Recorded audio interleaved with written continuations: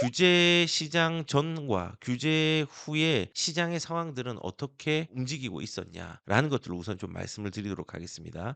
지금 보시면요. 규제 이후에 시장의 거래량은 결론을 말씀드리면 폭발했습니다. 그리고 규제 이전에도 폭발했습니다. 그래서 계속 폭발적으로 나오다가 오늘 그 폭발이 꺼졌습니다. 당분간 이 꺼짐 형상들이 조금은 지속될 거로 생각이 드는데 한번 보겠습니다. 우리가 10월 15일 대책이 나오기 전에 찌라시도 돌았고 엠바고도 미리 나왔고 그리고 사람들이 좀 예측을 좀 하고 있었죠. 그래서 심리가 불안한 사람들이 먼저 움직이기 시작했습니다. 그래서 추석 연휴 서울만 아파트 476건을 거래가 했다는데 굉장히 거래가 많이 된 겁니다. 그리고 지금 뭐 참고로 말씀을 드리면요. 오늘까지 10월 20일 기준으로 10월 거래가 2,651 건이 됐습니다. 이제 내일 되면은 폭등을 할 겁니다. 이게 3천 건 넘어갈 겁니다. 근데 우리가 올해에 폭등했던 시기를 보면은 6월 달과 3월 달이죠. 6월 달이 12,000 건이 거래될 때 6월 1 일부터 6월 20 일까지 거래된 게 2,515 건이에요.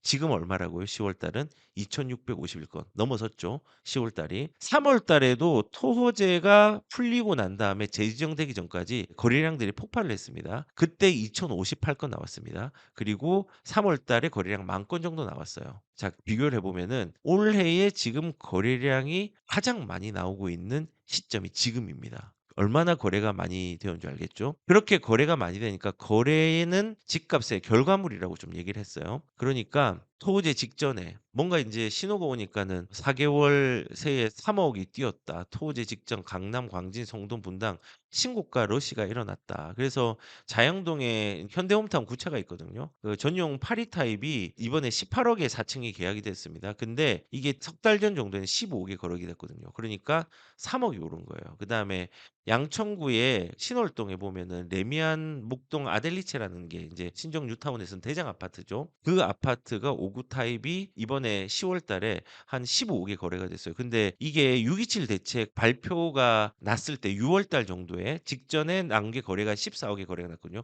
1억 이상이 올란 거예요. 그래서 지금 보시면은 토지 직전에 광진, 성동, 분당뿐만 아니라 저기 광진 쪽뿐만 아니라 양천구 쪽이나 이런 지역들, 강동 지역들 다 신고가 러시가 일어났습니다. 어마어마하게 일어난 거예요. 토지 직전까지. 그러니까는 토지 직전이면은 어제까지입니다. 굉장히 많이 일어났습니다. 그리고 규제 직전에 막차 탔다. 연휴 때 폭풍 매수. 이때 쉬는 날인데 연휴 때도 부동산에서 일하는 부동산이 있었고요. 그다음에 어제도 일하는 부동산이 있었습니다. 거래들이 막차 타려고 굉장히 많이 이번 타임에 막차죠. 또 인제 봄이 지나고 겨울이 지나고 나중에 계절이 바뀌면은 이 막차가 또 첫 차가 될 수는 있는 시기는 있겠지만은 지금 시점에서 막차 폭풍 매수를 했습니다. 왜냐하면 "내일부터 대출이 안 된다." 뭐 여러 가지가 있으니까 사람들이 불안했겠죠. 그러면서 신고가들이 터지기 시작했습니다. 근데 인제 이걸 좀 생각을 해 보면 제가 무슨 생각을 했냐면요. 항상 이렇게 규제 전에 몰리게 많이 만들잖아요. 저는 이게 좀 잘못됐다고 생각해요.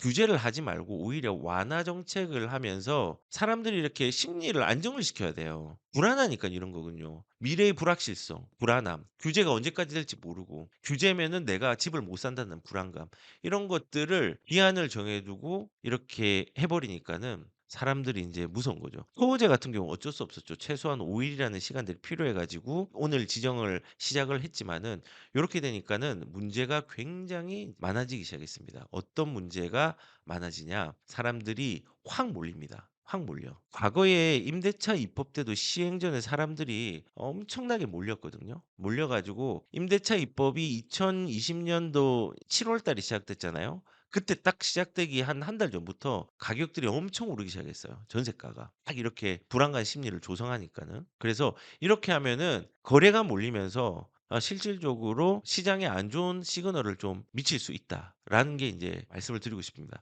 그래서 지금 어느 정도 몰렸는지 한번 보여 드릴게요. 자, 이게 무슨 그래프냐면요. 요일별 그래프예요. 그러니까 지금 수요일, 목요일, 금요일, 토요일 있죠? 수요일만 모아 놓은 거예요. 목요일만 모아 놓은 거고 금요일만 모아 놓은 거고 토요일만 모아 놓은 거예요. 자, 그러면은 1년 동안 수요일 동안에 가장 많은 거래량이 언제 나왔냐? 이번 2025년 10월 15일 날 거래량이 가장 많이 나왔습니다. 그다음에 목요일만 모아 놓은 거예요. 1년 동안에 목요일 중에서 거래량이 언제 제일 많이 나왔냐? 저번 주 목요일입니다. 그리고 금요일 중에서 거래량이 언제 제일 많이 나왔냐? 이번 주 금요일입니다. 1년 동안에 2014 년도 10 월부터 지금까지입니다. 그리고 토요일 거래량이 언제 많이 나왔냐? 이틀 전입니다. 지금 이렇게 기한을 정해 놓고 자극하니까 불안해 가지고 사람들이 거래를 막 한 거예요. 그리고 보시면은 여기 보면은 볼록 튀어나온 게 언제냐? 6월 달. 거래량 12,000건 나왔을 때 볼록 튀어나온 거. 그리고 인제 요거 튀어나온 게 언제냐? 여기가 3월 달. 토어제 풀렸을 때 3월 달, 6월 달, 3월 달, 3월 달, 6월 달 요렇게 나온 거예요. 자 보시면은 이번에 심리가 얼마나 불안하고 규제에 대한 압박이 있었는지 알 수 있잖아요. 그래서 이렇게 거래량이 확 몰리다가 이제 어떻게 됐냐. 오늘 문이 뚝 "3중 규제에 거래 위축 본격화"라고 얘기했어요. 소재 확대 지정 첫날 문의 전화 한 통 없었다. 시장은 한산이라고 인제 얘기를 하죠, 서울 전역에. 토호제 때문에 이제는 갭 투자를 아예 할 수 없게 되는 겁니다. 그리고 대출 규제도 강화되었기 때문에 이제는 실질적으로 거래 매수세가 붙기가 어려운 환경이 되어 버렸습니다. 그래서 지금 인제 주말 같은 경우는 급한 매도자, 그러니까 기한이 정해진 자들, 뭐 일시적 일가구 이주택자 이런 사람들이죠.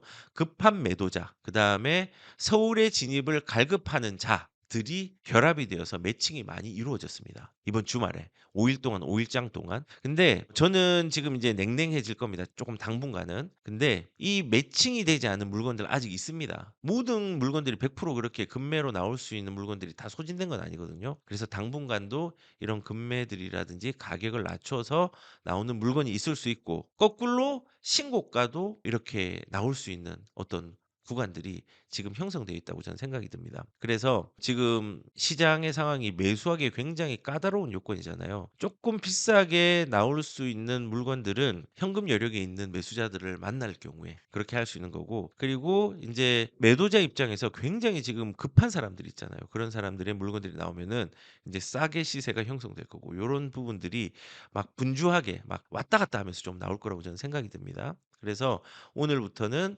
토제가 시작되기 때문에 조금 한산되기 시작했지만은, 그 이유는 인제 5 일장이 열리면서 급한 매도자와 그다음에 서울 진입을 갈급하는 어떤 매수자들이 결합들이 많이 되어서 인제 이런 현상들이 일어났다. 그리고 저는 이런 인제 앞으로 시장이 어떻게 될지는 모르겠지만은 확실한 거는 집값 못 잡습니다. 정부 규제 이후에 시장에 일어날 불편한 진실에 대해서 조금 몇 개를 말씀을 드리겠습니다. 첫 번째는요. 대출을 받아서 거래가면 잡혀갈 수 있습니다.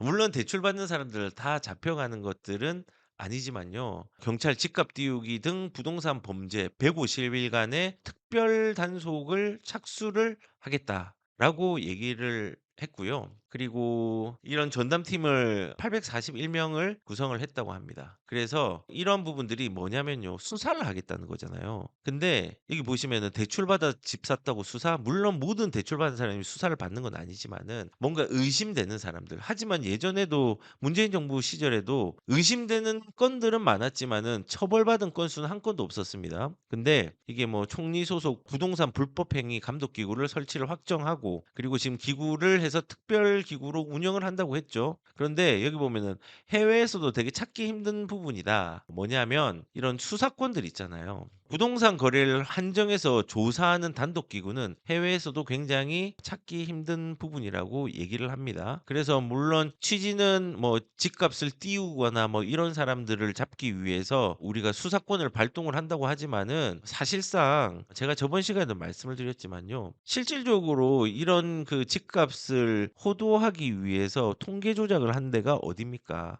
한국부동산원이었잖아요, 예전에. 2020 년도에. 그래서 김현미 장관이 "이거 뭐 좀 숫자 낮출 수 없나?" 뭐 이렇게 했던 것들 백몇 건이 거기에 대해서 조금 잘못되었다고 지적이 되어 왔잖아요, 감사원 조사 결과에 따르면요. 그래서 오히려 그게 인제 조작이죠. 근데 지금 우리가 특사경을 만들어서 문재인 정부 때는 아무도 여기에 대해서 수사를 받아서 처벌받은 사람이 없는데 또 인제 이걸 하겠다는 겁니다. 늘 규제를 하기 위해서는요, 경찰이 필요한가 봅니다. 실질적으로 제가 아는 상담받은 분 중에 한 명은 강남에서 그냥 거래를 했는데 소명 자료가 부동산에서 날라왔다고 하더라고요. 강남에 집이 두 채가 있다는 이유만으로. 그래서 인제 앞으로 수사 대상이 될 수 있는 사람들이 많아질 거다. 지금은 또 눈을 부리키고 보려고 할 테니까. 그리고 인제 그게 인제 실적이 나와야 될 거거든요. 인제 그 실적 법적적인 부분에서도 고려를 해서 수사를 강하게 할 수 있는 부분이 있다. 하지만 처벌을 받을 수 있는 사람은 몇 명이 있을지 이거는 의문입니다. 그래서 지금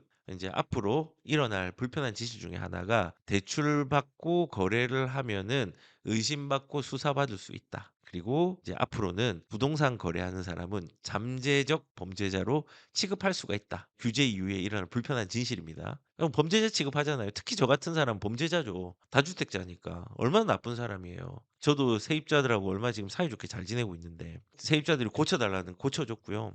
저번 달에도 고쳐 줬고요. 다 친하게 지내고 있습니다. 그런데 저는 범죄자 취급을 받습니다.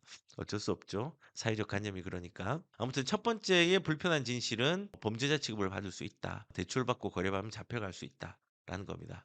자, 그리고 이제 두 번째는요. 정부는 집값은 잡을 테니 기다리라고 합니다. 그런데 결론은 기다리면 망합니다. 완전 망합니다. 절대 기다리시면 안 됩니다. 집값을 잡을 테니 정부에서는 우리 보고 좀 기다려 달라. 집 사지 말라라고 합니다. 그래서 아까 전에 댓글에서 나온 것처럼 이상경 국토부 장관이 부일남에 나와 가지고 "시장 안정화될 거다. 안정화되면은 집값 떨어지면은 그때 사면 된다."라고 인제 얘기를 한 게 논란이 되고 있습니다. 이거 보고 당황스러워하는 무주택자들도 굉장히 많이 있거든요. 그리고 이상경 국토부 차관 같은 경우는 예전에 부동산 대책을 이재명 정부의 대선 때 부동산 대책을 고민해 줬던 책사죠, 어떻게 보면은. 그리고 토지 공개념에 대해서 강조를 하고 "집값을 잡으려면 세금으로 잡아야 된다." 뭐 이런 식으로 공개념과 세금에 대해서 좀 강조를 많이 했고 책도 냈고 논문도 냈습니다. 그래서 지금 인제 이분의 기조 자체는 자유시장에 기반한 어떤 가치보다는 그 반대의 가치들이 굉장히 많으니 이런 얘기를 하겠죠. 떨어뜨릴 수 있다고 생각하는 것 같아요. 나의 권력으로, 국토부 차관의 권력으로 이름으로 명하노니 너희는 내려갈지어다라고 얘기를 할 수 있다고 생각을 하는 것 같습니다. 근데 이거는 잘못된 생각이죠. 예전에 이런 일이 있었잖아요. 진성준 의원도 지금 현재 얼마 전에 "부동산 보유세 인상은 불가피하다."라고 얘기하면 "실수요자는 좀 기다렸다 집 사야 된다. 집값 잡힐 거고 보유세 올리면은 집값이 떨어질 거니까." 뭐 이런 생각을 또 하고 있는 것 같습니다. 그런데 이분의 속마음을 옛날에 기억하시나요? 2020 년도에 어느 한 방송에 나와서 백분 토론이죠. "집값은 잡힌다."라고 했는데 "그래도 안 떨어질 거다." 이때는 마이크가 꺼지지 않았는데 7.10 부동산 대책 주제로 토론 마친 다음에 "그래도 안 떨어질 거다."라고 말해서 논란을 빚었죠. 이분이 이번에 또 이런 얘기를 했습니다. "실수요자는 조금 기다려 집 사야." 정말 꿋꿋하시죠. 근데 기다려서 집 사면 안 됩니다. 자, 옛날 사례를 또 볼게요. 예전에 김현미 전 국토부 장관 제가 2020 년도를 끌어 드렸습니다. "30대 청년들이여 영끌 말고 기다렸다 사시라. 집값 잡겠다."라고 얘기했습니다. 근데 집값을 잡았을까요? 못 잡았습니다. 2020 년도, 2021 년도 급등을 했죠. 굉장히 가격을 많이 올렸습니다. 기다리라고 하면 안 됩니다. 그리고 예전에 기다린 사례 중에서 좀 피해를 입은 사례 중에 하나가 3기 신도시 하남이라든지 뭐 3기 신도를 기다리고 있는데 그때 인기가 제일 좋은 게 하남의 교산 신도시였죠. 교산 신도시도 이때 기다리라고 하니까는 집을 안 사고 다 전세로 몰았는데 그때 조건이 그 지역에 살아야 됐잖아요. 하남이 인기가 좋았으니까 하남시 전세가 엄청 많이 몰렸습니다. 마침 이때 임대차 입법하고도 맞물리고 3기 신도시랑도 맞물려서 이때 하남시의 전셋값이 어마어마하게 올라갔습니다. 임대차법 사전 청약에 하남 전세가 미쳤어 해서 지금 여기 보이는 게 하남이거든요. 엄청나게 무지막지하게 올랐죠. 급등을 했습니다. 언제부터 올렸나? 기한을 정해 두어서 미리 오르기 시작했고 그리고 여기서 기다리기 위해서 뭔가를 했습니다. 근데 이 사전 청약 기다리는 사람들 다 후회하죠. 이거 2025 년에 완성된다고 했어요. 그리고 이게 2028 년까지 연장을 했는데 지금은 보상 문제도 어려웠고 여러 가지가 첩첩산중이라서 아마도 요거는 2030년 이후에 나올 거거든요. 이때도 기다리라고 했습니다. "우리가 국가가 좋은 물건 만들어 줄게. 근데 이거 5년 뒤에 나와. 그러니까 조금 기다려."라고 했는데 그 기다리는 시간 동안에 시간이라는 기회비용을 놓쳐 버리고 지금 현재 무주택주에 있는 사람들은 낭패를 보게 된 거죠.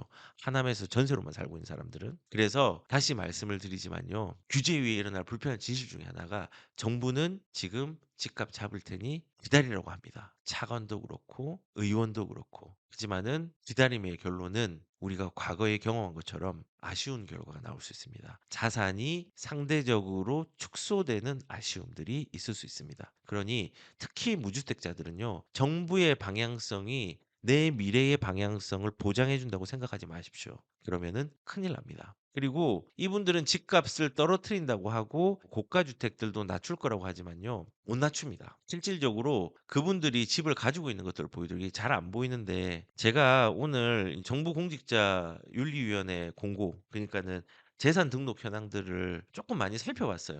살펴봤는데 깜짝 놀랐습니다. 집이 다 좋아. 집이 안 좋으면 땅과 공장들이 있어. 그런 게 좀 부족하면 주식들이 엄청 많아요. 이 사람들은 다 잘 먹고 잘 삽니다. 여기 비서실장님 같은 경우는 뭐가 있을까요, 집이? 도곡동에 임야 땅이 있고 아파트, 압구정 현대, 신현대 아파트. 뭐 이제 부부 공동명의죠, 배우자랑. 차도 좋은 거 들고 다니시고. 은행에도 한 5억 정도 있고. 배우자는 23억이 있네요. 총 87억이 있습니다. 자산이. 뭐 이분은 이렇게 있고 민주당 쪽이죠. 어떻게 보면은 이분은 보좌관인데 오정구 뭐 부천하고 공장용지 임야 이런 게 많네요. 아파트는 용산에 있네요. 또 부천에 뭐 공장이 되게 많네요. 그리고 뭐 은행에도 돈이 있고 이분도 돈을 많이 가지고 있습니다. 그리고 여기도 대통령 비서실만 볼게요. 정무수석 이분은 김포에 뭐가 많네요. 이분은 좀 괜찮네. 근데 고지 거부 뭐가 있습니다.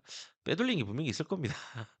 뭐 합리적 의심입니다. 그리고 이분도 보면 서초 지금 저 순서대로 가고 있는 거예요. 민정수석 비서관 이분도 압구정 미성 아파트 그다음 반포에 있는 건물 꼬마 빌딩 뭐 이렇게 있네요. 다 이런 식입니다. 지금 전부 다 좋은 거 이분은 또 누구예요? 이분은 홍보수석 비서관이네요. 이분은 용산구 이촌동에 집이 가지고 있네요. 그쵸? 근데 순서대로 보고 있어요. 순서대로. 뭐 울진에도 뭐가 있고 땅 다 부모님 거 배우자 이거는 배우자 아파트 이거 목동 신시가지 목동 4단지 다 좋은 거 가지고 있습니다. 이제 그만 볼게요. 너무 많이 보면 안 될 것 같아요. 자 보시면은 집값을 잡는다. 라고 얘기하고 집 사지 말라고 얘기하고 임대주택에 사라고 하지만요. 그러나 정작 정책을 만들고 정책을 주도하고 하는 많은 사람들은 다 좋은 집을 가지고 있습니다. 그래서 우리가 지금 뭐 여기서 기다리라. 좋은 집 집값 내릴 것이다. 그리고 집값 떨어뜨릴 것이다. 기다려라. 안 떨어집니다. 떨어질 거면 이 사람들이 이런 집을 가지고 있으면 안 되죠. 이런 좋은 지역에 상급지에 용산, 양천구의 목동, 서초,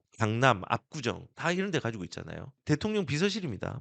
그래서 우리가 이런 그 불편한 진실이 있지만은 우리가 좀 생각을 해야 될 거는 다시 말씀드리지만은 우리가 규제 이후에 시장에 일어날 불편한 진실 중에 하나가 정부가 집값을 잡을 테니 기다리라고 얘기하지만은 이걸 기다리면 망한다. 그리고 떨어뜨릴 마음이 떨어뜨릴 수 없다는 것도 알고 있다. 그걸 알았다면은 이 사람들은 집들을 강남권에 사지 않았을 것이다. 저는 이렇게 생각을 합니다.